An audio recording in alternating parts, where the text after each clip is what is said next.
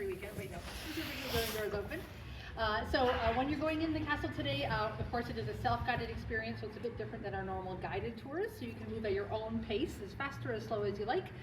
There are people, of course, throughout, like me in costume, or volunteers that are happy to answer questions, so feel free to stop and ask if you're curious about anything.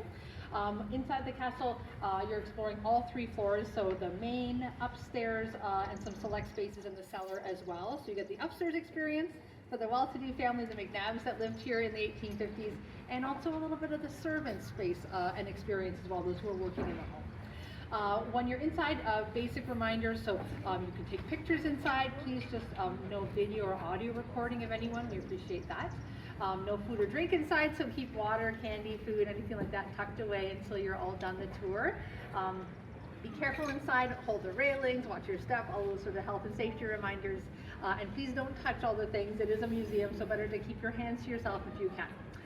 When you're all done, you're going to be exiting from the main doors, and then if you have the time, we'd love for you to check out the other things on the site. So our kitchen garden on this side of the property is open, just a sneak peek before we officially open for the season.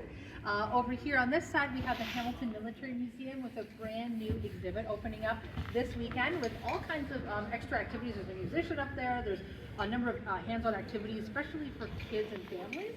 But the exhibit is for everyone, trust me. So do take a look at that as well. And around the corner, of course, we have a lovely gift shop and washer facility. So we've got it all if you have a bit more time to spare. All of you are still the same people? Yeah, no problem.